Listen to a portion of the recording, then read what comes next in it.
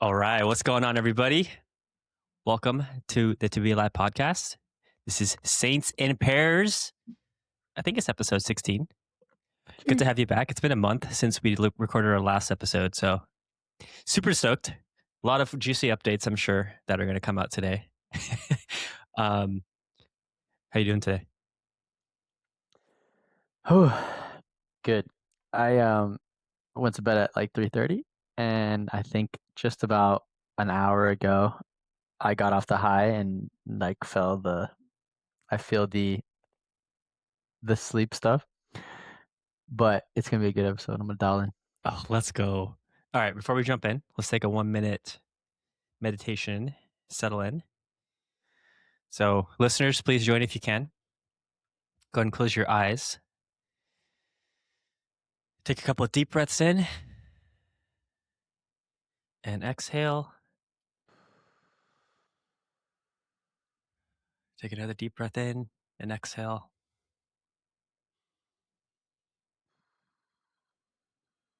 Today, I want you to put your awareness on your heart and just see what's happening in the space of your heart. Like a kid with a magnifying glass looking at different ants outside of his house. And I'll call us back when it's time.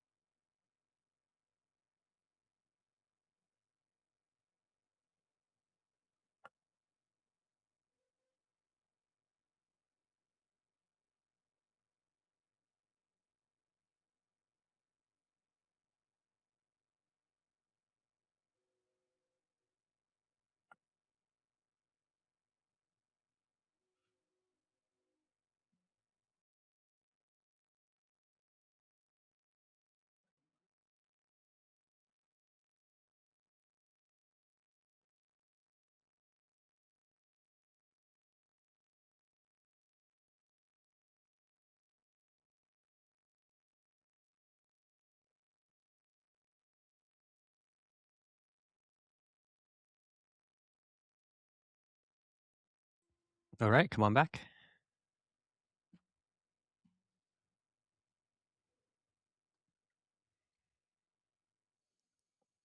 Any quick reflections? No,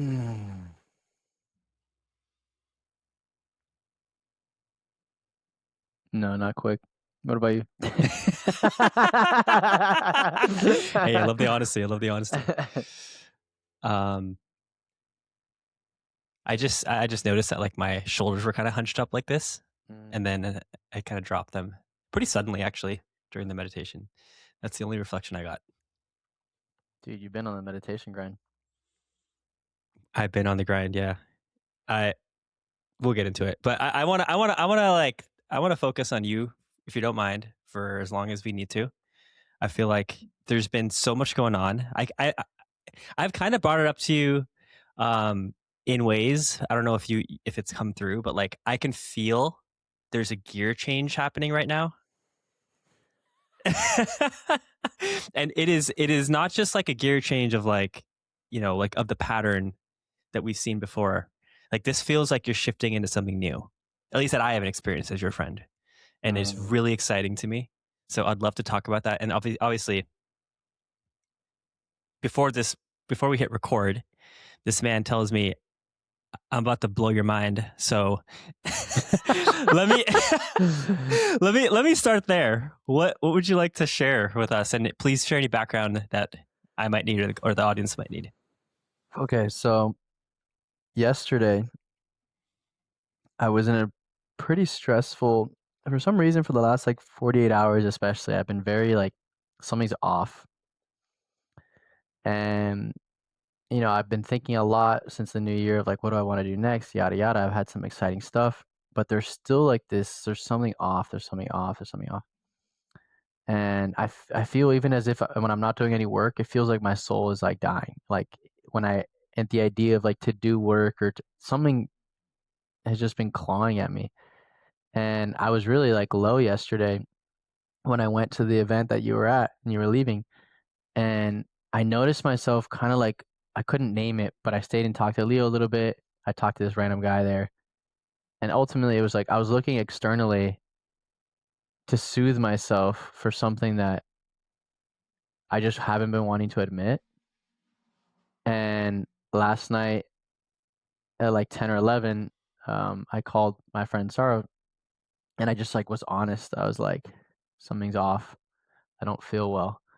And he's been telling me he's been doing meditation every day. He's like, trust me, you just need to do this. You're caught in the overwhelm. And I was like, I agree with what you're saying, but there is something I this isn't just somatic. I need this to be addressed. We went ahead and did a meditation. It was phenomenal. My mind was still all over the place. I felt like my mind was in a storm. And eventually we kept talking and I just like somewhere in there had this like realization and like reeling of like I don't I've known for a while I'm like kind of uninclined for insurance, like a little agency that I have. But I was like, I don't want to do like it like transportation. I don't want to do Fetty, and I'm like, Which is your other business? it's my other business, and it's like I've always said like, oh, but I have nothing to do. Maybe I work 5, 10 hours a week, but I was like, something is off. I keep saying I only work 5, 10 hours a week, but why do I feel like my soul is dying? And I was like, there's a mismatch between the amount of bandwidth that is being taken and part of my mind is like, you saw me on New Year's, like I get a text or I get a call, I got to step away. And with my family over Christmas, like that happened a couple times. And vehicles are getting higher in mileage, all this stuff where I was just like, I'm just going to sell everything. That's the bomb. That's the bomb you wanted to drop. Oh, yo, okay. Tell me more. Dude, it's not me anymore. And you know what the craziest part is? I felt so relieved at being able to it's like breaking up with somebody or like, it's like been my baby for a while, so it's weird to get rid of a baby. That doesn't really fit. But like the idea of even trying to hold on to part of it just makes my body be no, like no. And so I like just got into this excitement last night and just went down the rabbit holes and was like, okay, what would I take to sell it? How much would I exit with? Blah blah blah. How much runway does that give me? I've already like mapped a little bit of what I want next, but and it was so invigorating. It's like next thing you know, it's 3 in the morning. I feel I'm mostly complete. I've asked ChatGPT, what if the grass isn't greener on the other side? Like I'm looking for peace. I'm looking for alignment. I'm looking for, to be honest, like to just be able to turn off after 5 p.m. Like I want to know the bounds of the game that I'm playing so then I can like have more fun. I was like, my heart is not coming online. I'm not having more fun. I have too much of this. Everything's on me to make it happen. As I'm doing this, I literally check my bank account and I got like a gigantic deposit from work, and I'm like, and this is the funniest part. I'm really gonna say no to this, and then I thought about you and how you're the perfect example of this because you felt like you were supposed to leave something, and you were making probably pretty good money, probably equivalent, and it's like and you still left it all and moved to the middle of like nowhere and and look what happened to you as a byproduct and like that was the funniest like immediately as I saw the paycheck and I was like I don't want to say no to this but I was like perfect and I'll be hopping on a podcast with him tomorrow and I'm going to ask him again like is it not worth it, is it not worth it? um and so this morning I actually like kind of impulsively yesterday like found some equivalent of like a career coach.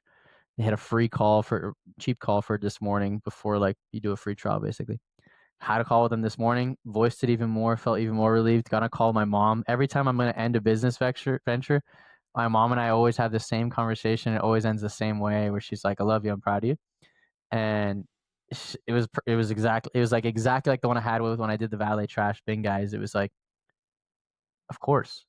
Like your soul is making it so clear. Like I'm such a heart-led person, and I've been for so long trying to just do like these businesses that don't have my heart, and that like cause me to give more than I desire, and it's just not worth it anymore. So do you have any sense of, I mean, first of all, let's just like, before I even ask more questions, let me just hold the gravity of what this is. This feels obviously like a big decision. Did it come through as like a flash of like how did it come through for you over the last 24 hours? I was attached, talking about it with Sarah, saying like something's not right with me. I don't feel well, and then I started listing all the things that I'm supposed to be doing for work and blah blah. And I'm just like, I can't get myself to freaking do it. And he's like, we've had this conversation. He's like, we have this conversation like every month since I've known you. I always have some level of burnout, and he's like, I'm just waiting for you to like look in the mirror. And I was like, I feel like I'm too attached. I need to go away for like 5 days and tell my drivers don't hit me up, so I can like realize what I need to do. And after he got off the call, I remember telling him this last year on Halloween. I went to his place and I was grieving a breakup, but I remember I told him I knew it would feel so relieving if I just sold everything and then I sat in my apartment and had all of it done. Like no one can hit me up about it. It's all done. And I just sit there and like I was like grieving and desiring that. And it's funny because today I already feel the same equivalent of like I already feel a lot of acceptance of it because I've been processing it, and I already started to feel a little bit of grieving right before the call. Mm. I'm like taking a nap, but like in my heart, I'm like, wow. Like I have flashbacks of all the memories of when I started the business, my first driver, my second van, when I flew to California to pick it up, and I'm just like, these little things are coming up, and I'm like, damn, it really has been something. Oh man, thanks for sharing. It really is like a breakup. It's like a breakup. But like yeah, it's a breakup. It's a breakup that you're initiating. Mm. What are some of the what are some of the like what I'm actually, I don't think I've ever asked you this. Like what are some of your memories? Like what are some of the things you remember most about these businesses? I think the most fun ones have been flying around the country to buy vehicles and then driving them back. Those have been great. Take road trips out of it, like convincing people to like lower the price and staying in random hotels and um, getting into arguments with the city of Austin for proper licensing. And I have like they basically put me on like this list where if I keep my vehicle on the road, they're gonna like impound it, and I'm like, I gotta keep it on the road, and you guys are being ridiculous, and I'm supposed to submit some paperwork to keep denying it, and I just head in the ground, and I'm like, I keep figuring it out, and I like had to tweak some insurance stuff, and it was just like this, it was just like puzzle, and then I solved it, and then all my friends that were in the business were like hitting me up, like, how'd you do it? How'd you do it? Do this, and this. Um, the amount of different drivers that I got into lawsuits for. I had to like I was trained on how to speak at a podium so that people wouldn't, it would just get like settled, and how to file taxes. There's like so much stuff. Hiring. Um, yeah. Give me one. I want to hear one like specific memory that comes up. Could be anything. For some reason, this driver keeps coming up. He's there's two drivers that are just like handfuls. All my drivers are handfuls. They all have like their own personality. But this one guy, I got a mentor of mine at the time told me hire this guy. Tatted up, blah blah, looked like a thug gangster kind of. The moment I put him on, I was like, I'm pretty sure this guy is not going to listen to anything I say, and it's going to be a train wreck. Sure enough, he gets to 2 accidents in 2 weeks, and both of my lawsuits came from him. I was like, yo, you gotta be kidding. My gut knew. Like, bro, please no. Um, Yeah, that was that was hilarious. Um, Learning how to let people go once I feel it. And then another one is this driver I still have, and this guy is basically homeless at this point. Like he's so bad with money, but I put him on a gas card and I pull out from his earnings like my share of whatever he spends on the gas card and a couple other things. But he's so handy, and he has like 16 kids with like many different women, and 16. Wow. most of them have grown up and thankfully survived. But his life, I try not to think about, nor do I ask about, because I'm like, bro, your life is crazy. It's crazy. Um, Also, dude, thank you for asking me this. I feel so reminiscent and like it feels like I'm honoring everything. Okay. Um, Another thing about this guy, like he has, dude, we wanted to make more money in the summer. We weren't making enough money, and I wanted to start a cargo business. And he basically was my business partner. Like he drove around the entire country dozens of times, lived on the road for 3 months straight, did not come home for 3 months, slept in the van, bought a mattress, put it in the van, like just hustled all the way. We were talking all the time, like we were putting in bids. It was a clown fest. That business didn't work either. But and then I came back and he had so much debt that he owed me because he promised me this business was going to work and it didn't. But then he also knows how to like repair vans. He's a mechanic. He's also a body shop expert. So like he can repairs that would have cost me. I got quoted at 10 grand. I got a check for 10 grand. I don't know if I'm supposed to say that. From insurance. To repair the roof. Never repaired it. It was still salvageable. I just like put a little paint on it to cover some rust so it wouldn't leak into the thing. And he fixed it for me in Goaded. like half of a day. Like nothing. Um and like huge dents on the roof, completely annihilated the top of it. Like guys, he's so handy. He's gonna tint one of my driver's windows to this next week. So if it wasn't for him, I would have been banging my head against the wall. So, like him being homeless, honestly being dependent on me, like really worked in my favor.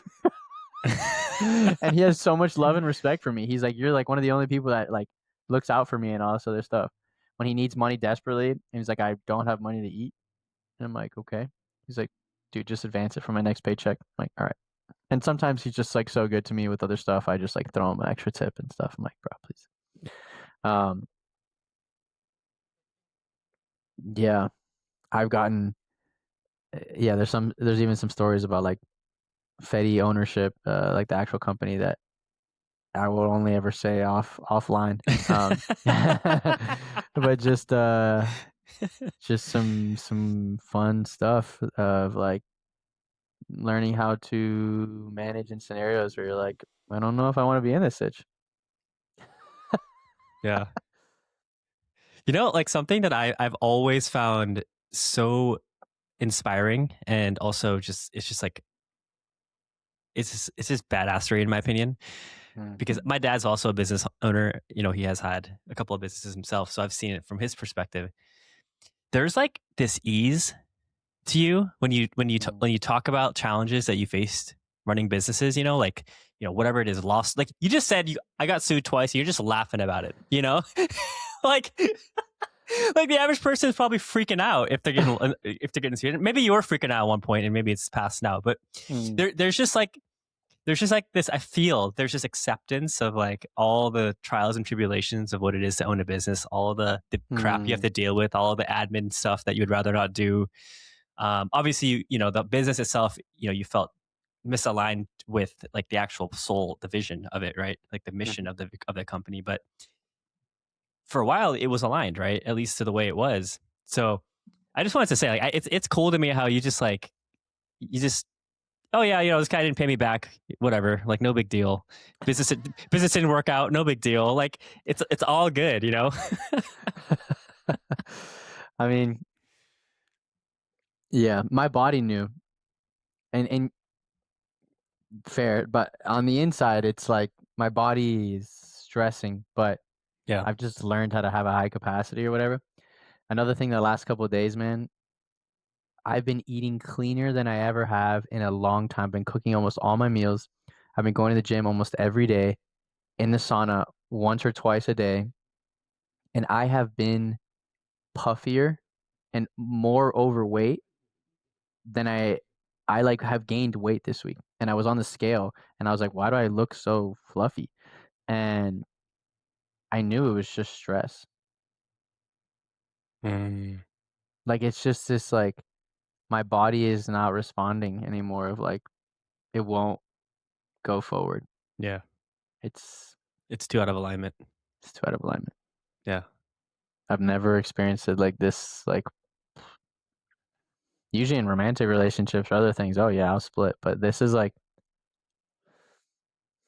yeah, And this is where, don't say anything you don't want to, obviously. Um, do you have a sense of what comes next? You do. And I yeah. know that there's something around not sharing around what that is, right? We've talked about There's offline. there's two things. There's the one that I've been mentioning to you, and then there's the more practical, like a immediate esque. Okay, so there's something that'll like hold you over, or like, can you share about that? Like, what is that? Yeah. So two things. Thankfully, I've run the math. Uh, I'm gonna be fine. Like I don't need a job for a while, thank God. So like the business, I like I came out well. I'm like, you know what? It's a good 2.5 years. I've been an entrepreneur for 4 years. Like I'm proud of myself. Like I did the thing. I'm not leaving because it's not working. I'm leaving because I just don't want it anymore. Um and I came out with money, and I'm like, look, yeah. Um, there, you've probably heard of this. I've talked to you about it, like a solutions engineering role, Mm-hmm. where you are essentially talking to the clients, understanding the problem, uh, essentially coming up with the right solution, handing it to the engineers. It's almost like a mini product manager because you do that either in house or if you're for a consulting firm, it's for the other company. But um, this is like client facing. I want to do it for like automation companies. So like if we have some kind of tech stack that they can integrate with and then automate a lot of their stuff, but it has to be somewhat customized. I love to be the person that's the medium for that. I love that shit. And the biggest thing is I just want to be able to check in and check out of the job. I enjoy it. It's gonna allow me to basically know what the rules are in the week of like, and then from that, I can do a lot. I still have my acceptance into grad school that's supposed to start next August for counseling. I could defer it. I don't have any rush on it. I don't really feel called to go right now. Um, the other thing, you know what? I'm just gonna share it now on the pod. The other thing, It's making it an eventful let's thing. go. um, so it's not crazy. I just think it's something I never like accepted around my for myself. Um, but I learned how to run ads from insurance, and I was thinking about like therapy, what I want to do, and mission, and I was like, dude, I really want to know what it's like to experience being a coach, and I think I would be a damn good coach. I've just never really liked the connotation, and so I was like, let me just run ads, and I'm waiting for this like warm up period to end by the end of this week, and then I can finally run the ad that I like created. But it's just gonna like throw people on my calendar. I think the offer is phenomenal. I like say a little quick bit about who I am, why I think it's worthwhile working with me, and it's like this is completely for free. Like you are literally helping me discern if this is what I want to do or not. I don't want your money. I don't want your money. I just want to sit down and talk to you. Um, and I think it's hard for it to be. I think it's impossible that I spend a reasonable amount of money and there's not like a bunch of book calls. And I think the energetics around like the way I pitch it, it's like it's gonna land. Oh my goodness, I love it, man. What's your offer? Like, what kind of coaching are you doing? Great question. So I thought about like, should I niche it? Should I not? I really just name it as like the ad I ran is gonna say, if you're somebody that on the outside, it seems like everything's going well, but like on the inside, like there's something you want more for yourself, or you want something to change. Very similar language to a lot. I think your website has similar thing as well. Um, then like this is for you. I'm 27. I have a six-figure business that I work on 10 hours, 5 hours a week. I have a mechanical engineering degree. I worked at a Fortune 50, and I'm kind of just looking for something a bit more meaningful in my life, and I kind of want to stop ignoring that. So I'm in between coaching and being a therapist. I would love to experience what it's like to be a coach. So if you're between the age of 19 to 35, I would love to do this completely free. I can only take you as far as like I've seen myself, and the reality is I've been told by a lot of people that I would be good at this. Um, and so yeah, if you're interested, love to connect and just hop on a call. Again, this is completely free. Like that's the energy of the ad.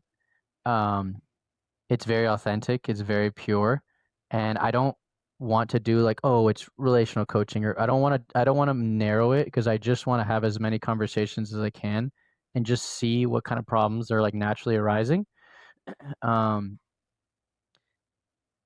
and I think it's kind of like it'll be probably a mix between like some purpose, some like I'm not happy in this career, some like I'm not happy with my life in general, and it's like okay, we name where you are, we help name where you want to go, and then it's like we can pose different ways to get there, but at the end of the day, it's like it's just a reflection of what you want, and we're helping pull that out. And I think we've both been really good at like giving language to things that seem invisible.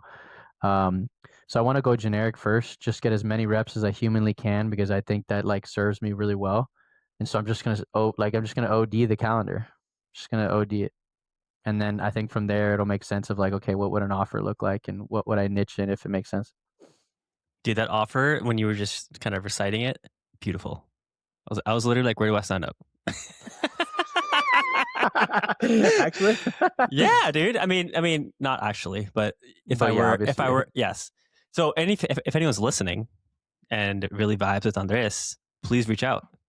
Please reach out. If there is a way people can connect with you, is there like a website or something, a landing page? Yes, I can drop.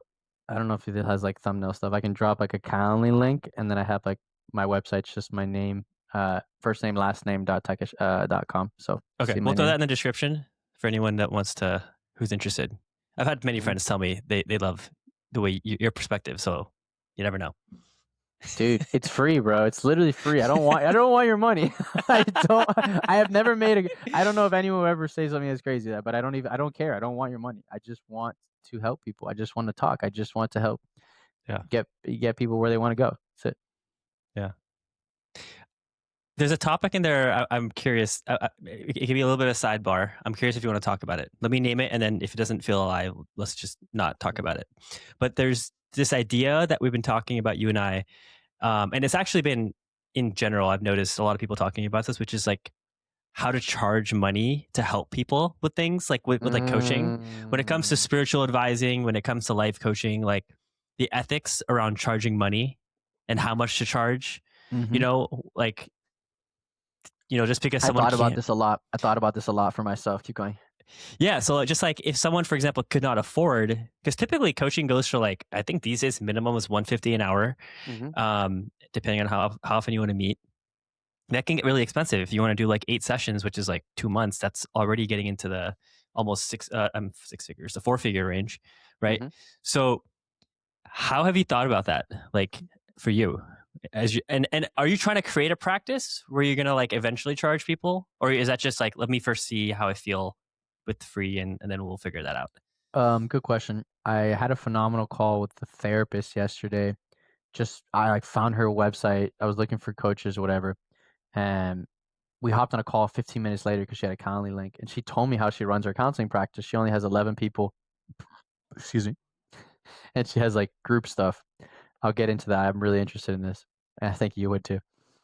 Um, I was thinking hard about why I've never felt that clean about some of the way coaches that I've known or in the space around us have operated.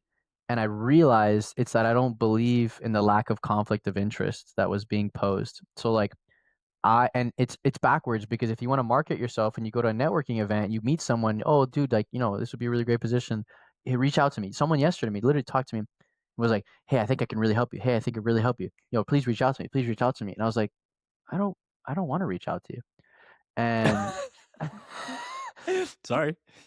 and I'm like, I'm running an ad to strangers on the internet And when you reach out to a therapist, it's not like they're your best friend.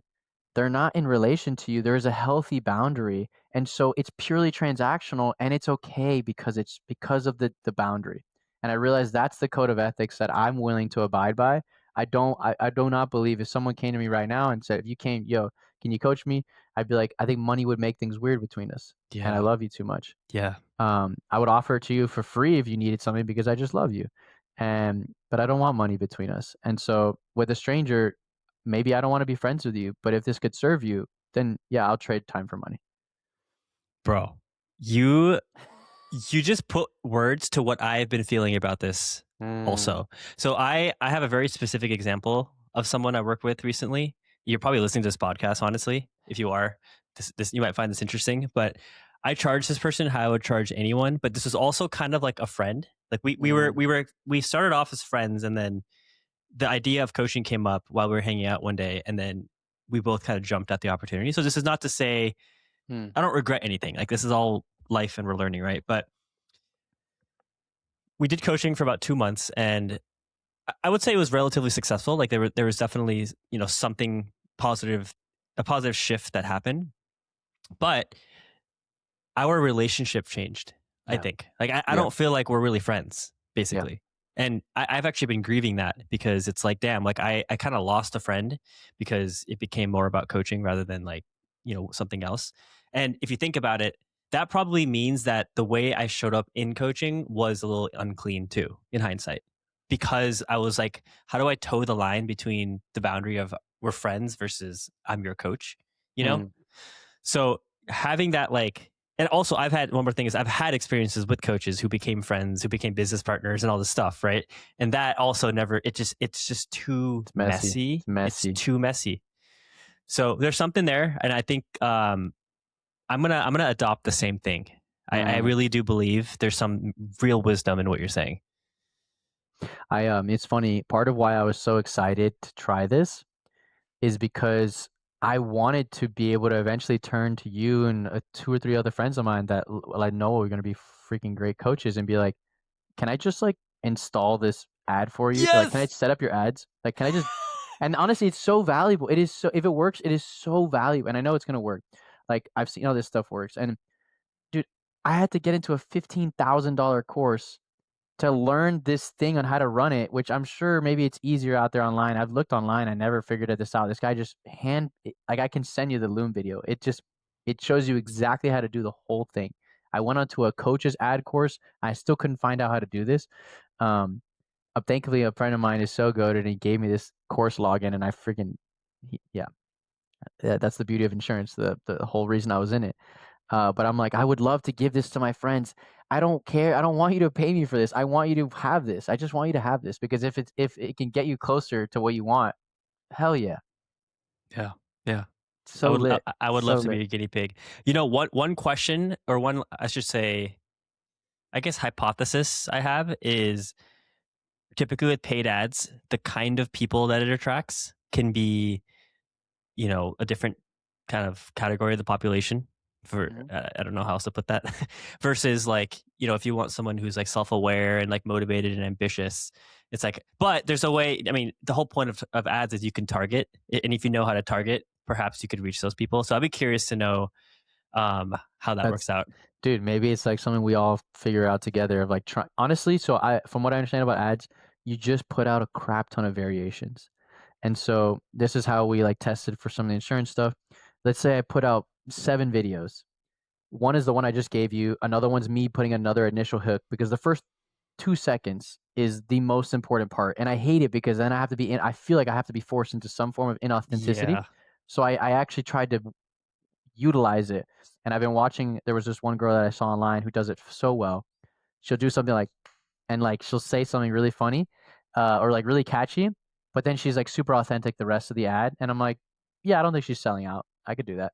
Um, and so it's like kind of like playing with the game. You know what the rules are. You know what's going to Mm, get people's attention. Now it's like, how do I drop as much authenticity after it, or even as a part of it? And I just want to drop a bunch of different variations and see what kind of people book on the calendar as a resonant of that. Um, dude, it's an experiment. I would love to like help you with this.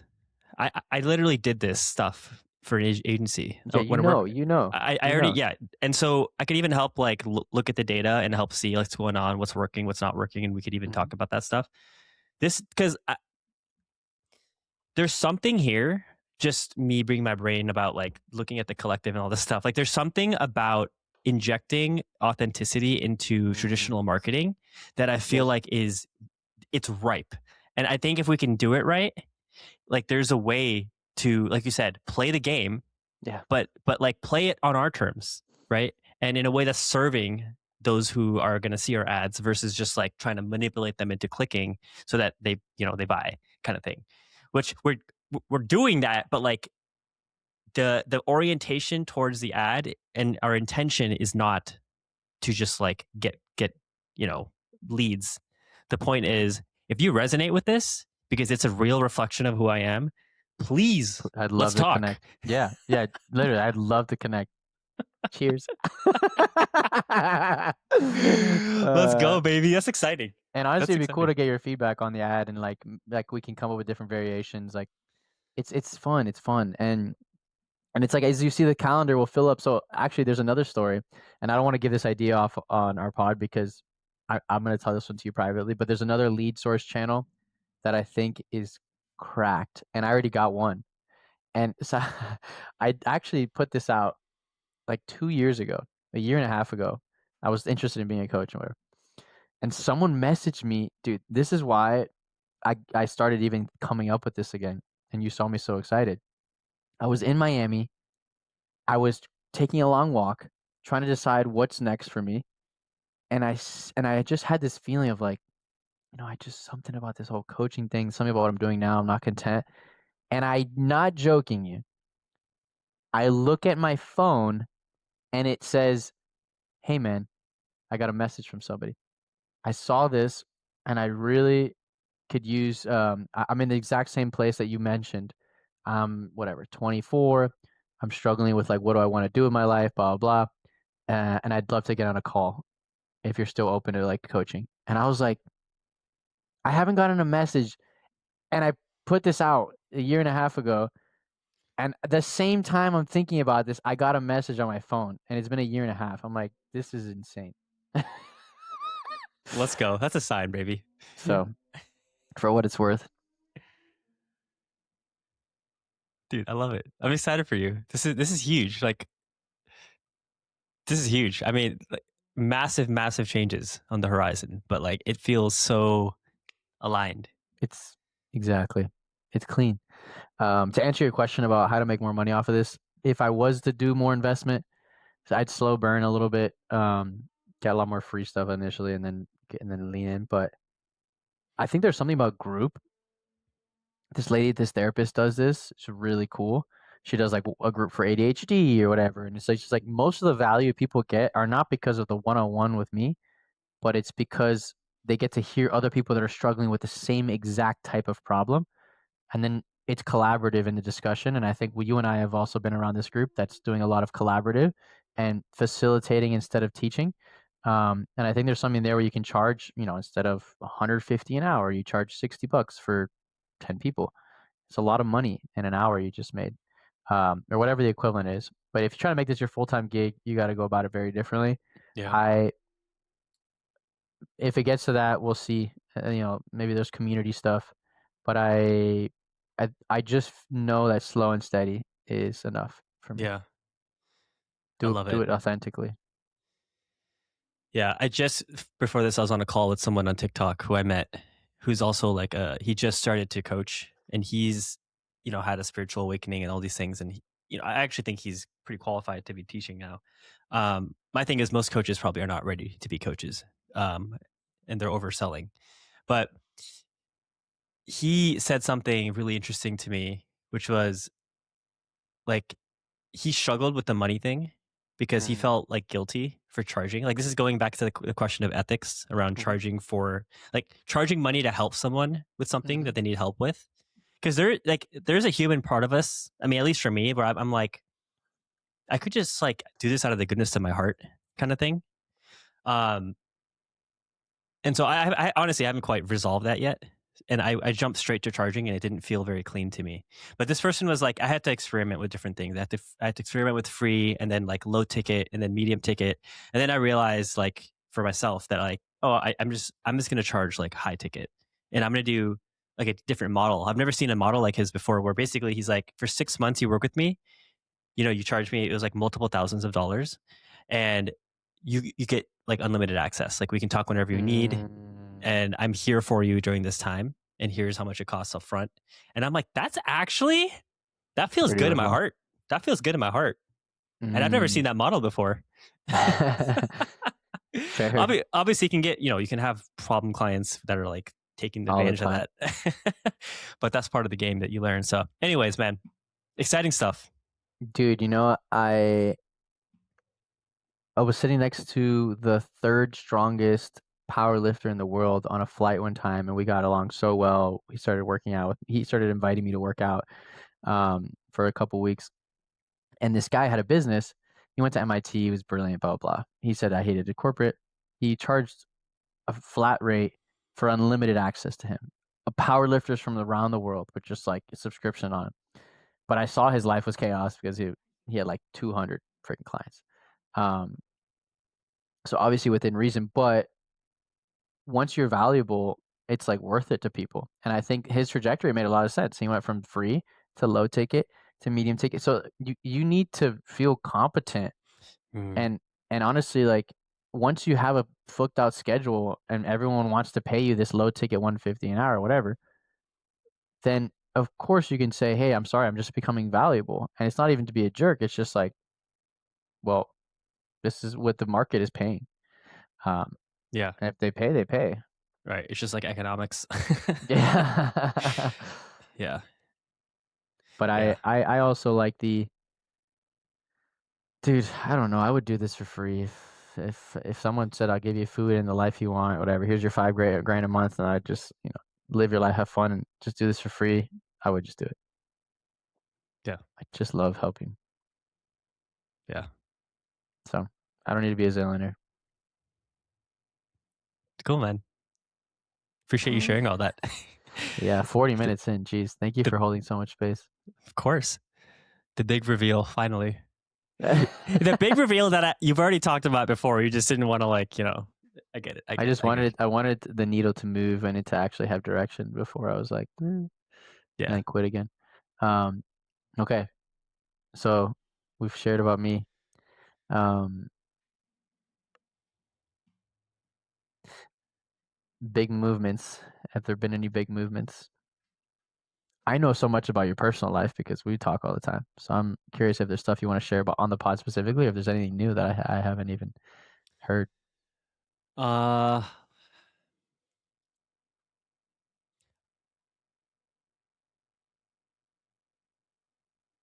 I feel like, and I'm just gonna story tell, but I feel like momentum is picking up, Mm. and I'm moving towards a couple of things right now. One is getting in. Oh, I don't think I've shared this on the pod yet, but I've decided to go back and get a traditional job, which I think even 2-3 months back I was like, "F that life, I'm over it," But something. I mean, obviously, like I need to make money, and I don't feel like I'm ready to full send coaching yet. Is Mm. something I realized because of my own integrity. Like I don't. I think there's more work, so to speak. There's more wholeness within me to find, to discover over the next X amount of time before I feel like I'm really ready to help people in the way that I know I can. Because I know once I get to the place where I have this like lockdown, like I can charge whatever I want. I can get whatever client I want, and I know I can transform them. Like I know, Mm. but I don't want to just like half-ass it. I don't want to just like, especially when it becomes this is how I make money. Yeah, Like I have to survive off of the money I make to coach. something about it. Something slimy Something about it. about it. Yeah, I don't like it. So when that kind of fell away about a month and a half back, obviously now I'm in the void of, well, okay, how do I make money? And at first it was maybe there's another business. Maybe like, so I was playing with ChatGPT because remember you told me like I just went to chat, but like I just felt my heart was like completely ice cold as I was doing that. I was like, I don't care Mm, about creating a business just to to make generate money. money. Yeah. So real. Yeah, and I have your example. Like we've talked about this. Like I saw how much you've gone back and forth with that too. So that dropped away, and I think the seed started to sprout of what if you went back into the corporate world? So I put that in my like conscious awareness sometime in like mid January or mid December, about a month back. And over the last month, I've just been getting more and more signs that this is it. And it's weird because like it's so it's just it's actually kind It's of so humbling. simple. Yeah, it's It's so simple. it's it's humbling to me because like I'm allowed to just change my mind. Like I can fucking change my mind if I want to change my mind, you know? And it's all good. And it's not even just that I'm changing my mind. This is being indicated to me. Like I Mhm. feel like there's something beyond me that is guiding me to go back into this kind of a role. Um and approach it in a very different way. And I know we've talked about this offline, but just for the pod, like I worked as a product manager at like at a Fortune 5 company, a Fortune 20 company. Like I've worked my way up to like the top of the top. And I didn't care about those jobs. You know, I didn't have any Mm, real heart or soul that I didn't put any skin. I didn't really have skin in the game in those jobs. I didn't put myself out there. I just learned how to play. And that's where I lost my soul because I'm just like skating by, but I'm not engaged with my job. So like obviously I felt it deteriorate, my experience deteriorate. Um, so something is clicking now where I feel so energized about going back to work. Not mm, just because like, oh, you know, it's been 8 months since I worked a job, but like there's something for me to do. There's a service that I'm meant to provide. There is growth that's meant to happen that I can't understand right now that I cannot wait for. Like I can feel my body's like, yes. Like it's just like a full body yes about this. mm. So that's probably the biggest thing right now. And I have this Vipassana retreat next week coming up on Wednesday, just literally in a couple of days here. And it's kind of driving me crazy the timing of it because I can't really apply for Lock jobs in. right now because I got to be off the grid for 10 days. And I can't have a recruiter saying, hey, bro, we'd love to interview you. And then I'm freaking meditating in a retreat. So like, so, so I have not been applying. So like, there's a part of me right now that's feeling like Restless. restless and like Yeah. kind of stuck in this weird place of like I want to start the motion, but there's wisdom in this too. I feel of like Okay. wait for the Okay. time, just trust what's going on here. Um, but I feel like a horse that's like ready to You're ready just to sprint. I know exactly what you mean. I know exactly what you mean. yeah, And you know, it's so funny because it's you changed your mind, but really you are different. And so like it doesn't, the role is the same, hundred maybe percent. you are different. And it's all about you. Like my mom and I had this beautiful conversation today where she's like, you got it out of your system. You would have wondered for your whole life, like what it's like to run your own business, what it's like to run your own business. You know you're capable of more. You're so optimized, blah, blah, blah, blah, blah. If I would have just stayed in jobs before, I would have grass is greener on the other side. I would have always felt it.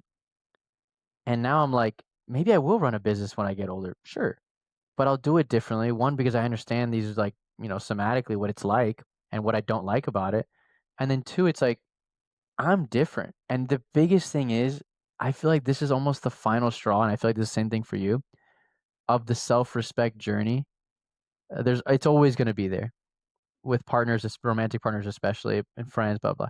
But like to get to the point where you have enough self-respect where when you get to the interview, you don't back on down on what you know you need from this job. I'm not willing to do this. Is this in part of the job? Yes. That's my line in the sand. Okay. Can we negotiate? Whatever. It's like when you're in the role and your boss is being a jerk, or whatever, he's asking something, you'd be like, you can you can name, was this like spoken to me before? Was there an expectation about this? I would like there to be an expectation in the future because I don't want to be put in this situation. Is that fair? It's like you can be in under authority, Yeah, but have enough respect where it's not like you have to bow down to everything. People can look eye to eye. Yes. And the way you show up in that changes everything about how you experience it. Yes. Exactly. And bro, you hit the nail on the head. Like, just pause, because that's exactly what it is.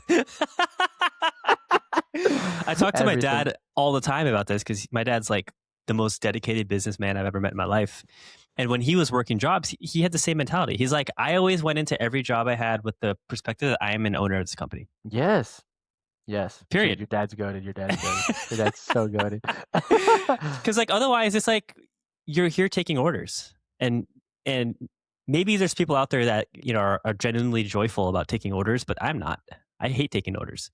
I just didn't know that until recently. You are different. I'm different. Yeah. So yeah, I'm excited to go show up in an environment that I know so well and I understand so well, and I've had success in a lot of ways. But like dude, I don't even recognize the version of myself that worked at Amazon 8 months ago. I literally don't recognize that version of myself and how I showed up at work. I still remember going to work. I remember sitting down at the desk. I remember like maybe getting an hour of work done a day and being on promotion track. Which is like half the world's dream, but yeah, keep going. But like it was just so draining, because it's all a game. But going back into that kind of place, and I wouldn't want to work somewhere as large as Amazon again. I would want to work somewhere that is what I would call malleable. Like it's like a mid-sized company that can be influenced. And I would love to just show up with my own authority and learn how to express and live and work from my own authority. And what I believe, like what that means tangibly is, what do I believe is the right thing to do based off of my intuition, based off of what the data says, based off of what my peers are saying, my superiors are saying, and then all of that coalescing into my own perspective and then standing by that perspective and defending it. Yes. Dude. Bro, I have never fucking done that before at work. Dude, I literally am getting this visual of you, like, going to your boss, going to your team, whatever the situation is, and being like, this is what I know is going to happen if we do not change this. And I see them being like, this is how we do it, blah, blah, blah, blah. And you're like, I just want it to be very clear. I do not approve this, and it's going to end this way. But, I respect what decision is being made. I'm just not in support of it. Yeah, something like exactly. And that it doesn't matter if it blows up in ashes and your thing, what you said is right. Cool, respect. If it doesn't work out and you did the thing, we learn. But it's like to not betray yourself of like, this is what I know. Yeah. This is what I know, and I won't hide it. Yeah. And it's like, and to have the kind of relationship I've seen it modeled, even my friend Sarv and his boss, of like, to have the kind of relationship where you can look eye to eye with your boss of like, we don't have to agree, but I respect you. Yeah. Yeah. I love that. 100%. Because, I was like, the way I showed up at work, which might be different, is probably different than obviously everyone else, or everybody has their own way, right? But for me, it was very much like, how do I be as invisible as I can and do a good job at work and be respected by people, but be invisible? I don't want to be. How do I avoid? How do I avoid holding in a perspective or an opinion and having to defend it as much as I can, right? While also being respected. And there's a way to do that. It's not that hard. Yeah. And sometimes it can feel scary, but it's like, you cannot be respected if you're not willing to like stand on business and walk away. Yes. It's the realest, it's the most backwards thing ever. It's also the thing that, they say like women will respect you in that regard as well. Like if you're the kind of guy that would, no matter what, you would never, if she's cheating on you, you wouldn't like be like, what the heck? No, I'm out, whatever. Then it's like, she'll never respect you. But it's the same thing of like, you have to be willing to risk saying the truth. Yeah. And have the courage to like even ask myself, what is the truth here? Because I didn't even care to ask that question, right? Yeah, it was just so like, do you think it was more you were scared, or was it like it was so beat out of you, or like docile? It was like, there's no way, like a dog, No, it felt like I was scared, just terrified of ever holding my own opinion. And this is not just at work. If it's happening at work, it's happening everywhere else. It's personal. It's internal. So that's, I think, what I'm most excited about is going back into that environment and seeing how I show up, and whatever direction that takes. And on the side, like in parallel, I want to continue to like experiment with this coaching practice. Mm. We have a lot of community stuff going on here in Austin that I want to continue exploring. And then So it's such a full life. Keep going. it's such a full life. Such Like a it full is life, such a bro. It's full so life. great. I So don't need great. much more. I really don't. What else? I got my EDM shows out here every now and then. Once I start making money, I can look. We're centrally based. We can fly wherever we want. We It's can not that fly. expensive. Yes. If So you can work remotely, you can go work somewhere else. Go to South America. It's on my list. Dude, it's so lit. It's so lit. it's amazing. It's amazing. So I'm feeling excited, man. And there's also this fire that's starting to turn on, like this anger stuff. So Andres and I were part of this one community called King's Code out here, which is amazing. We did this grief and rage ritual about a few weeks back, and I don't know if I shared this with you this directly, but like that 3 hours we were in there was probably the first time in my life I have released rage like that. You were there. You heard me I screaming, heard you. and Yeah. It was scary in a good way. it was exactly. But like it came through. I had the perfect partner to help bring it out of me. And ever since then, like I shit you not, I feel connected to my anger. And all it's doing for me is it's allowing me to assert my own boundaries in everything. It's so freeing. It's like nothing can stay, like nothing can cross my boundary anymore. And I mean, that's a lifelong practice. But like that's the intention, is like I have my boundaries and like I'm going to assert my boundaries. And anger, in a weird way, gives, when it's clean anger, it gives like power, energy towards that cause. And I get it now. I get how anger works. I understand why it's important for us all to be connected to our anger and learn how to move our anger healthily, because they don't teach us this in society. We're not taught. We're taught to suppress our anger. Anger should never be taken out on anyone else, obviously, but there's other ways to move anger that like no one teaches us. And that's what I learned during that particular session. And shout out to Harry, who was one of my good friends who taught me this as well. We did a coaching session on anger a few weeks back. So those two things just like it clicked.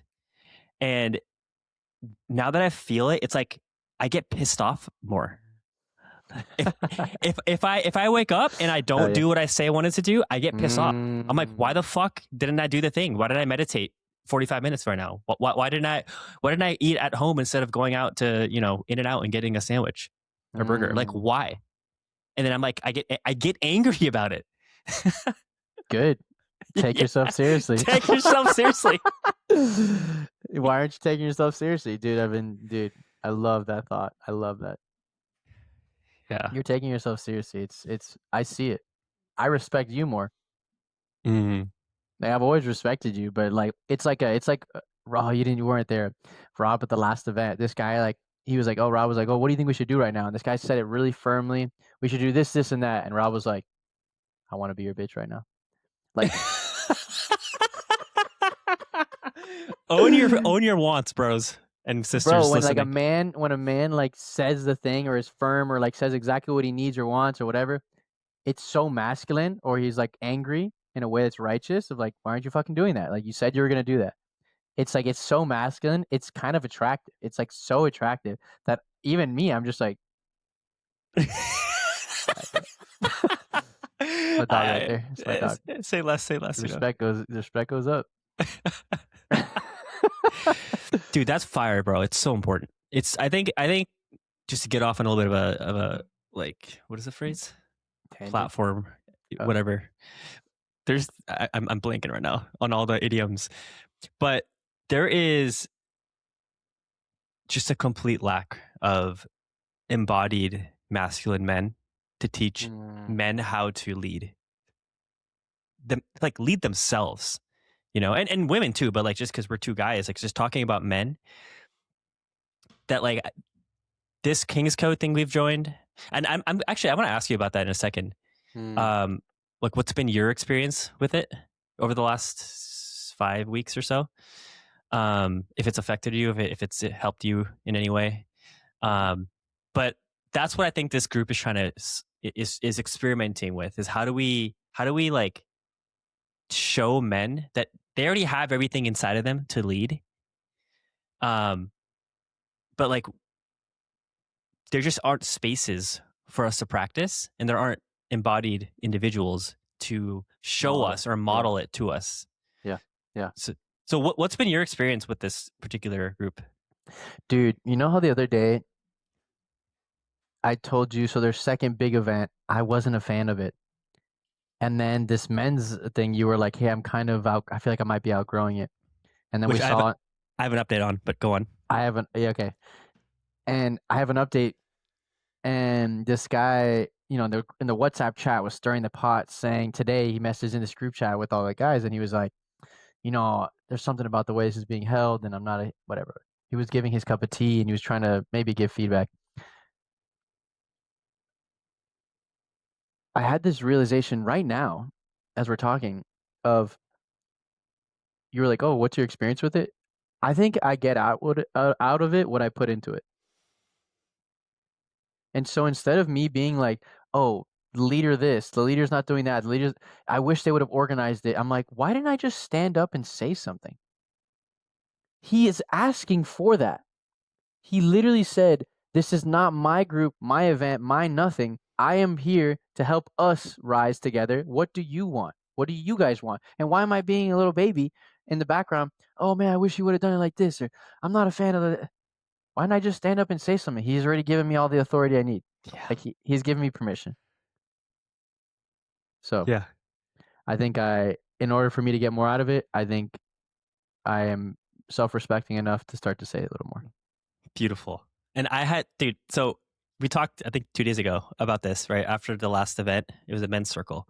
And Andres and I, we just had a phone call afterwards just to catch up. And I told you at the time, hey, I think I'm outgrowing this thing. The next day, or was it the next? No, that night, I ran into Michael at the gym, who was like, or no, it was yesterday. It was the day after. Mm-hmm. I ran into Michael at the gym, and was this last night? Yeah. I know. Yo, time does not make any sense. I know. I'm dilating. I ran into one of the two facilitators who run this thing, right? And we had this conversation about it, and I shared everything. I just was open with him about it. And I was like, you know, the one thing I don't feel in this particular men's group, which by the way is incredible. This is probably the best men's group I've ever joined. Like I see what you guys are doing. But the one thing I don't feel is joy. Yeah. Like where's the joy? Yeah. And he literally, like, it hit him. I saw how that hit him. And then he looks away for a second, he collects his thoughts, and he's like, that's what you're there to provide. And I'm like, fuck, you're right. Like, dude, it's on point. It is on point. It's exactly what I was feeling, the same exact thing. Why am I complaining about it? I'm supposed to be the one bringing it. Like, dude, what an incredible space. Yes. Like, honestly, like, for anyone listening, because we're probably not giving a lot of context here, but the way that their events are structured is there is no structure. There's two men that like hold the energy of the room, and they kind of conduct it, but they specifically tell us in the very beginning that this is not my event. We're not the ones running this. We're not your leaders. We're not your superiors. We are simply here to hold the space, and we want you decide what you want. You decide what you want. Tap into your sovereignty. Mm-hmm. There's no right or wrong way to run this. And I'm thinking to myself, like, yeah, a lot of people, like you talked about, there's people who are like, oh, I need more structure. What am I doing here? I feel like I'm not getting anything out of this, blah, blah, blah. And to which the facilitators would say, well, then say it. Say that out loud. Bring it up. Do something about it. Like, don't just complain on the sidelines. You know, do something about it. Because like that we're almost like, again, as men, we're not taught to like, well, if you feel something, say it, like express it, you know? So they're creating a space and teaching us without teaching us. Like, that's the beauty of it. There's no actual teaching happening. It's like you have the green light at any point to step into your masculine, to step into your sovereignty and lead yourself. And in leading yourself, you will lead the men around you. Fucking do it. Show up and do it. And like what every other men's circle I've ever joined is always like there's one person who's a designated leader, and that leader assumes a position of authority and Mm-hmm. asks everyone around them, here's what we want you to do. Let's go through how to do this exercise, this and that. And this just flips all that on its head. And bro, it just I think it's genius. I think it's It's genius. honestly, yes. Yes. Keep going. Because you and I, like, we were thinking about starting our own thing.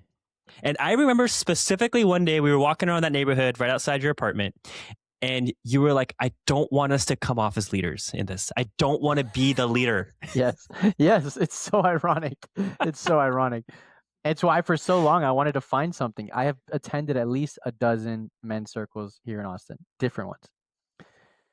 They don't do that. Yeah. Is there anything, last thing on this topic, is there anything that's like really staying with you through these different events that we're going to that you feel is changing? You know, I wish you were at that event, man. One of our friends was at the event. Ashley was at the event, and she told me afterwards, and she was telling me exactly what we just talked about. Or I had something to say, and I needed to say it. My body was freaking vibrating. I was literally like, "This has to be said. Why is this not being said?" And I put my hand up like literally 7 times. Never called on me until finally I was bursting, and I like literally was like, Rob finally lets me speak, and he just dogs on me. He doesn't let me. He honestly doesn't get my perspective. It was the wrong timing because the time it should have been said was the first time I felt it. And I went to Ashley afterwards, and I was like, I'm so annoyed. I'm so annoyed. And she goes, why didn't you just say something? And I was like, what? And she's like, yeah, I was pissed because I was like, I knew I felt something very deep. And then I look over at you and I realized you felt something very deep. And then I realized Andres needs to say something right now. And then you didn't say it. You kept putting your hand up. And she's like, he's just not ready. He's not ready yet. And I'm like, what are you talking about? She's like, you're not ready. And now I get it. Of like in that moment, I needed to just interrupt. And he let everybody who interrupts speak. And I kept doing the and so I fumbled it. But what I've taken away from this last these go arounds is reiterating that. And I've been thinking a lot about what I said and how I said it. I was whimpering.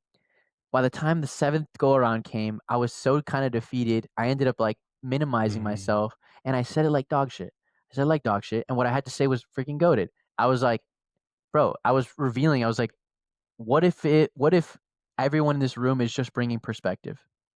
Everyone's getting super riled up. It was all over the place. I was like, I honestly wanted to stand up, walk into the middle, and say, I know you guys don't know who I am, but I want to pose something here. And if you are willing to trust me, give it 30 seconds. Just think about this before you say anything else. Before you bicker back, before you do anything, I just beg you, just for 30 seconds. What if everything you are feeling and saying, and everything that the person you're bickering about is feeling and saying, what if it's purely a perspective? And now, what if you were the other person that you're bickering with? What perspective would you have against yourself or towards you? Just sit with that. And maybe if someone has a perspective of what the other person might be thinking that's not them, I would love to hear it. Because it went a wire. And yeah, but the way I said it was so dookie. It was so dookie, and my example was so good, and I've been thinking about that. So So it's like it's standing up for yourself when the moment calls. yeah, and for some reason Yeah. I have this like conviction. Maybe this is, I don't know why it's if this is be taught or not, but I have this conviction around basically standing up for people who are either being attacked or that don't know what they're doing, and being like, look at yourself in the mirror first, like stop attacking. I felt like there was so much charge, and I like the example that I gave, and I want to say this in the pod actually. The example I gave is the one that we were going to use to lead our own event, which was I got betrayed from a guy friend of mine, and he ended up hooking up with a girl that I was seeing, partially seeing, went against my word after I told him to stop hanging out with her and I wasn't going to be friends with her anymore, invest in her even more. They eventually start dating. I get somewhat betrayed by both of them. And I was like, but I'm honest enough to acknowledge that in my story, he is the bad guy. But in his story, I'm probably the bad guy. Here's this guy who he admitted he made a mistake. He struggles with validation, whatever you want to call it. He likes this girl for some reason. He wants to, be with her to some extent. And it crosses my line. But he and her maybe end up realizing we like each other. We want to be a thing. And we know it's going to hurt Andres' feelings. They could look at me like I'm the bad guy that's stopping this from happening. He did screw me over. Period. But the perspective is bigger. I don't need to be friends with him. I don't want to be friends with him. And I made myself clear. But I'm not going to go forward and just annihilate him verbally. For what? Yeah. I lose. I lose by doing that.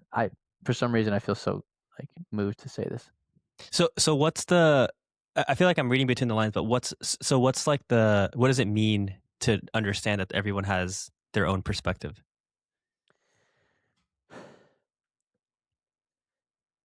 That everyone has a story about why they're doing what they're doing. And the deeper you go into understanding why that is there, or that it could even be there, the less you are to put fingers of blame. And the more you put towards yourself of self-ownership of, I don't want him in my life. I already made that decision. It is cleared. I'm not thinking the world is evil. I'm not thinking, F this guy, I'm going to kill him and then screw this girl too. It's like, all that does is make me sick. I already did what I could control. And I honored me. And so honor yourself, but don't be so prideful as to think that you know better. Yeah. Yeah. We don't know what's really what is going on in someone else, why they did what they did, what story or stories are running that led them to believe what they did was the right thing to do. I bet you in his head, in some way, in the moment, it was justified as this is fine. Right. And in that moment, he felt okay with it, obviously, otherwise he would not have done it. Even if he maybe regrets it after, who knows? But in the moment, something in his story, in his belief system was this is okay. This is okay. So you can either villainize him and be this guy's a F this, F that, he's, whatever. Or you could be this is just not aligned to me and I don't need to have these type of people in my life. Right. Period. That's empowering. That's empowering. That's not giving your power to him and being oh, this guy's a ding, ding, ding, ding, ding. Yeah. Beautiful, man. What about we've been running it for a minute. No, bro, keep going. I'm just taking a breath. Is there something quick interjection? I want to practice getting to an hour and a half because I'm trying to raise my podcasting endurance. So if you're down, 17 minutes longer. The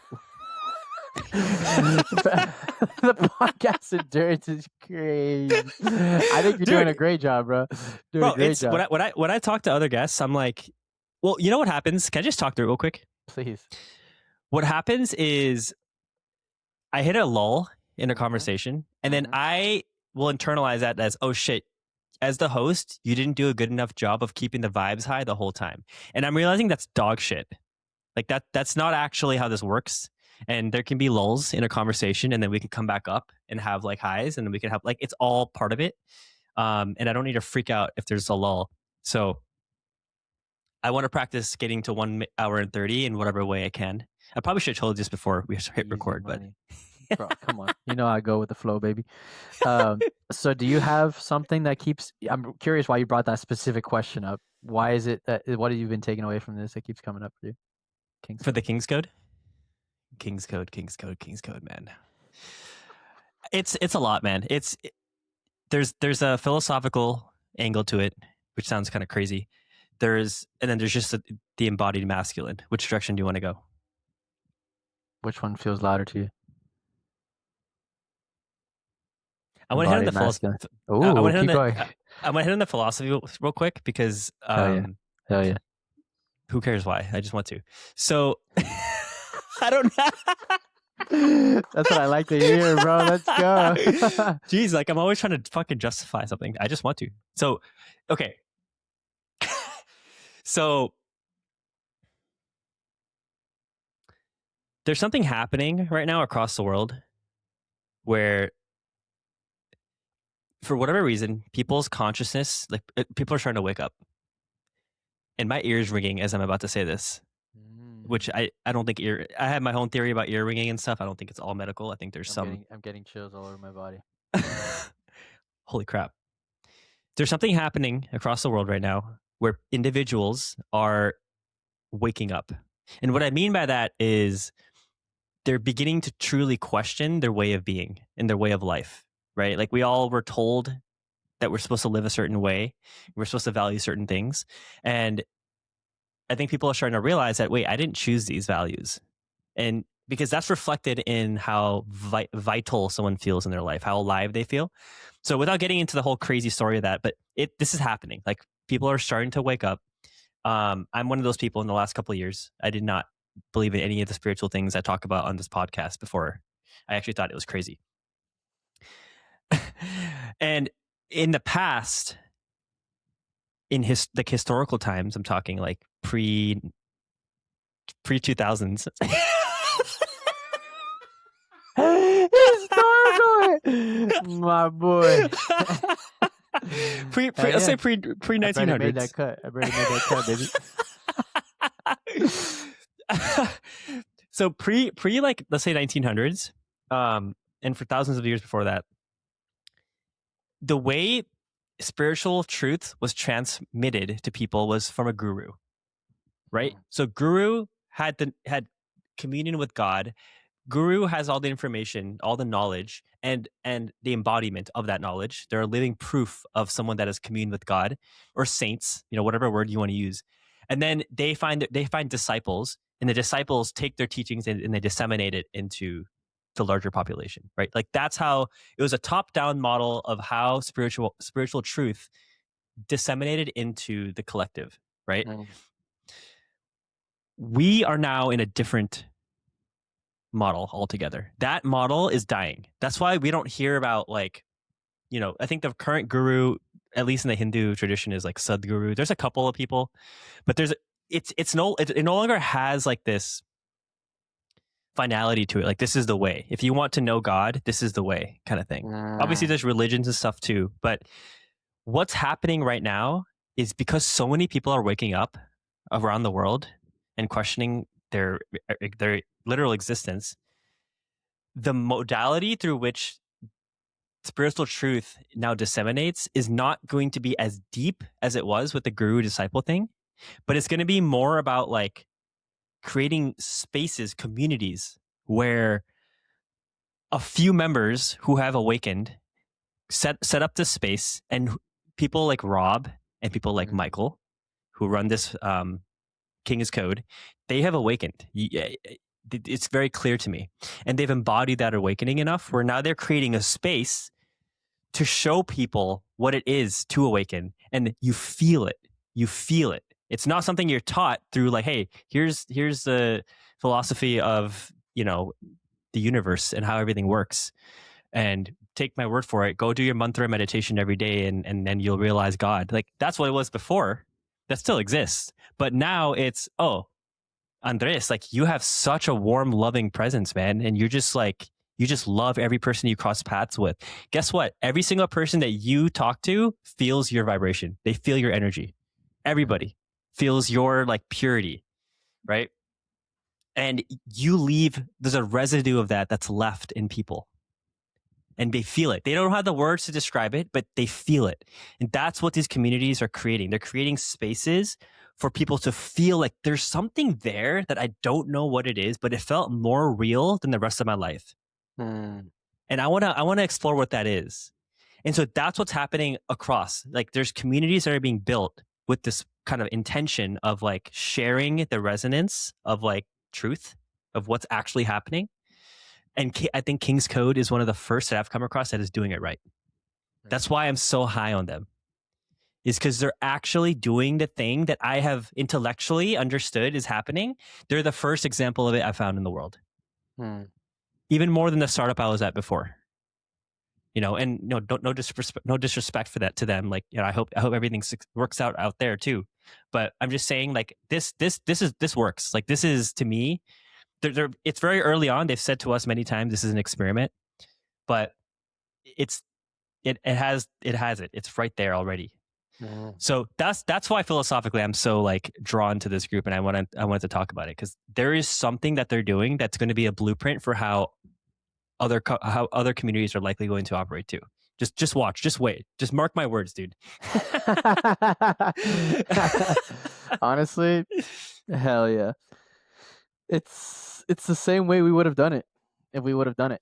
Yeah, yeah, And I and like that we found one. Keep going. it's, and like, maybe what I just said, just to ground it, what I just said a little bit, really, it's like, how do we feel permission all the time to be our true self?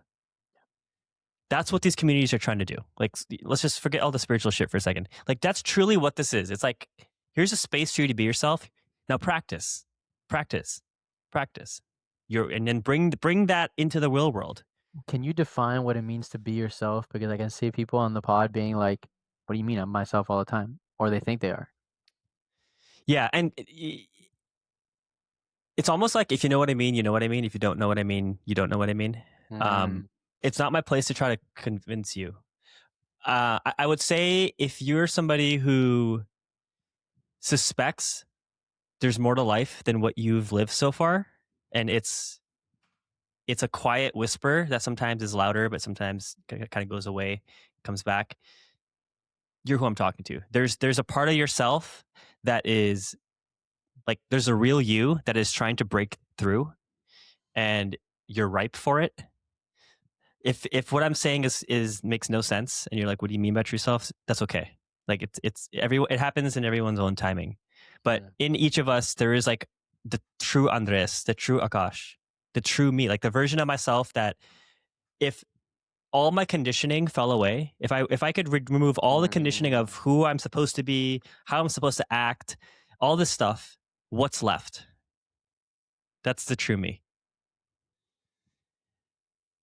It's so full circle of like how we started this pod and me saying about like, leaving a business.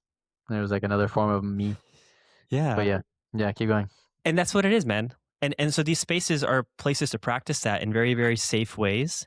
And then once someone has developed enough love and trust in them, in their true self, then, like, you go out, you step into the world, you step into your family, you go back to work, whatever it is, and you do the same thing for those spaces. And that's how we heal as a society. That's how we heal. Is like, we just slowly, one by one, go back out into the world. We heal ourselves first. They always say in the airplane thing, put your mask on yourself first before you help others. It's the same thing. You got to heal yourself. You got to find your truth.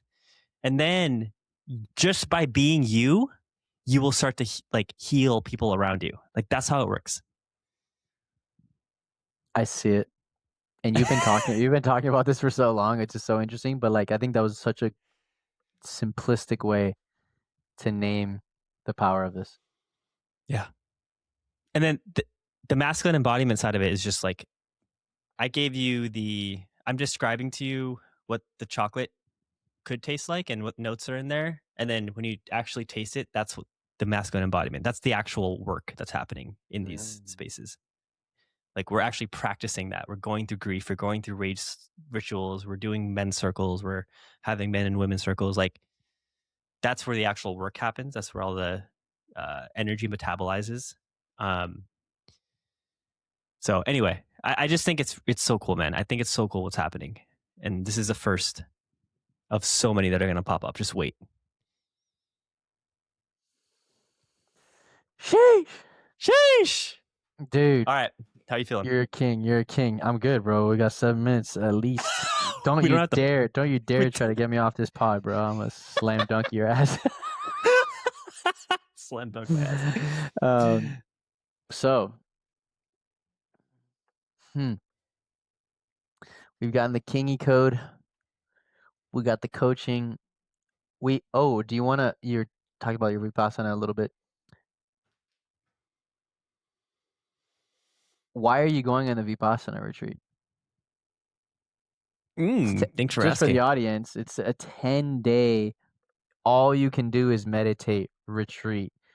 And that's it. No phones, no nothing, no distraction. That's it. It's intense. Yeah. Why are you doing that to yourself? Why am I doing that for myself is the real question here. Yeah, facts, facts. Other people would be like, bro, what are you doing to yourself? But it's like, I get to do this. Exactly. It truly feels like a gift. Mm. I I think it's all in the same line of what I've been saying around like starting to nurture that fire that I feel in me that's starting to like burn bright. You know, I always think about Charmander from Pokemon. You know, there's this one Pokemon episode where like So lit. he's out in a storm and like his little flame on his tail is like about to go out and everyone's trying to protect him and stuff. And like I was so emotionally invested in that episode, dude. I don't remember any other episode of Pokemon except that one. But that's how that flame felt my whole life. It felt like this tiny flame that's here, but like I need to like protect it. Let me just be small and like make myself really small. And now that flame is like Charizard. It's like burning fucking bright, and I need to contain it, and I need to create discipline and routine. Like my meditation routine is every morning, every night, and this is like it's swinging the pendulum so far in that direction that wherever I come back after will be like this nice, balanced medium for me. I know, but I think I need to OD. I need to go OD and just like throwing some Gen Z at you guys. I need to like OD, like overdose on meditating at like 4 a.m. to 7 a.m., 8 a.m. to 11 a.m., 1 p.m. to 5 p.m., and like 7 p.m. to 10 p.m. I think that's a routine. It's literally like 12 hours a day kind of thing. So lit. And dude, I've been getting, I didn't share this yet. I've been getting dreams so vividly of, it's going to sound crazy, of like samadhi. Like I don't want to put that. I'm gonna, I probably gonna regret Knock saying on that, wood. but if it's meant to be, it'll be. But like, there's something that's drawing me in that direction, and whether or not it happens at the retreat is irrelevant. It's like it's a step in that direction, For you. bro. Last night I had a dream where like everything just like was evaporating, and I actually freaked out in the dream. So I woke up, and I'm like, what is going on?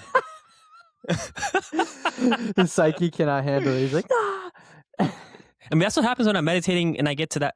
I'll get to know. like 10% of that when I meditate often, and that's enough for me to like freak out. But because I was dreaming, I got to like 90%, and I was like, oh, my body is vibrating like crazy, and I need to. This is freaking me out. So I feel pulled, bro. I feel pulled in that direction, and the silence is going to do me wonders. So we'll see what happens. That's I just think it's hilarious that not even in your dreams can you stop this like visceral bodily reaction to like, I can't get into it. Yeah. Even like he would tell me every time he meditates, he would hear the train or a bird would crow or there's something happening. It's like I'm always distracted from being able to go all the way in. Yeah. Exactly. It's so beautiful. I've thought about a lot about Ramakrishna. Pause. Just that thought alone is hilarious. But Ramakrishna is like the person who I guess was the starter of this order that Akash took vows to. Is that how you say it? Initiated into, yeah. Initiate into. And something he said, I can't get it off my mind. Someone was asking about like a formless versus a formed God. So like a formal where it's like visuals and it's like a religion, it could be like that versus formless, just like this empty space void, not like no icons. And he was like, which one's more important? Which one's God? And he's like, they are both God and they're both like enough. if you like worship the formed God, or like the formless God. And he's like, but don't be so naive or just to think that like one is better than the other. And you have been ingesting so much of this idea of what it seems like a formless God, of this like evaporation of without it being to be needing to be anything, which is like so you, it's so your way. It's not the path of, follow this. I would grew up and I learned so much about the formed God, the Father, God the Father, and Jesus, and these sacraments, and it. I read so much of it that it was distilled in my heart and mind, all the way to the point where when I started having these experiences, I would get the visuals.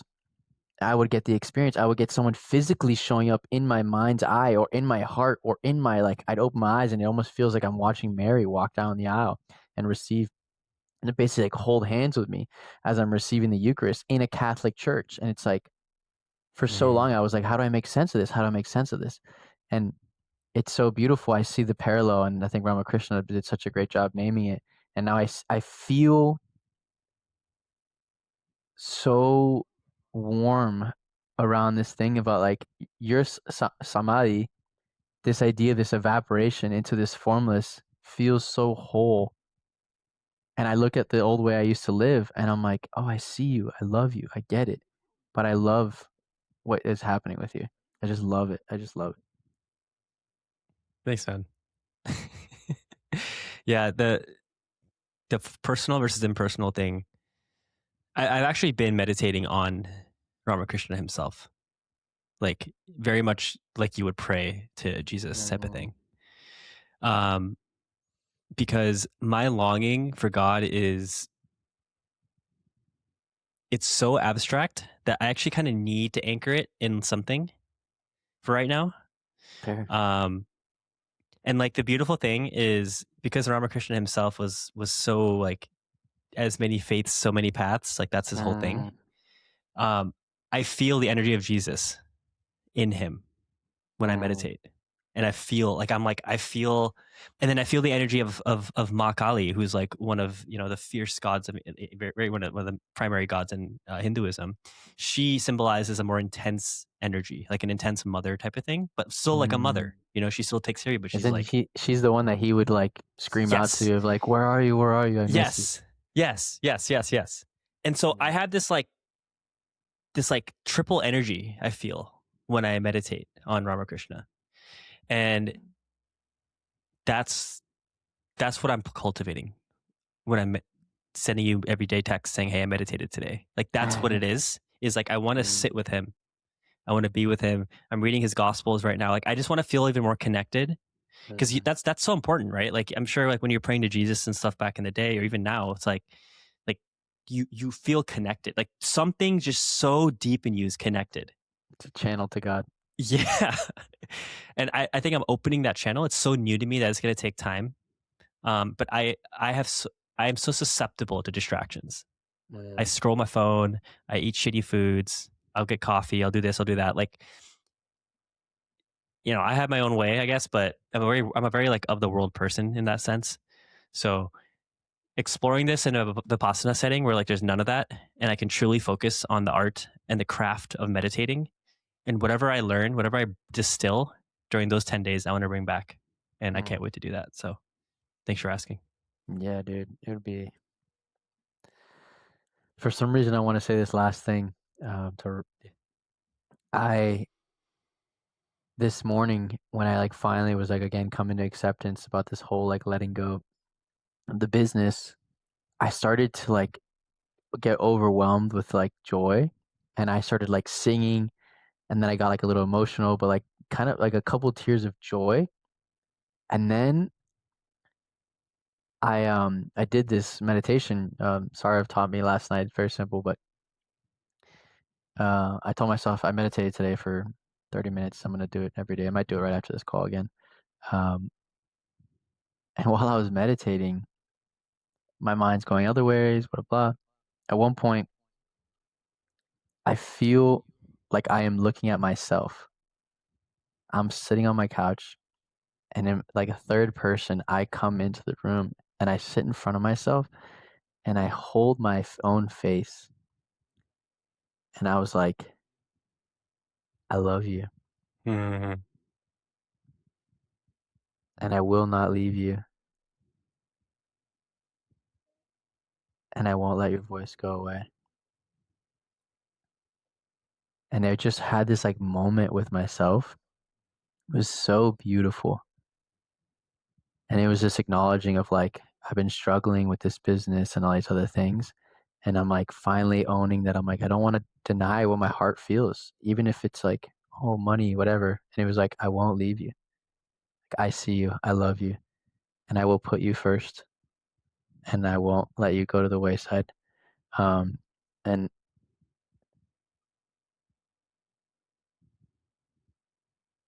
I don't know why.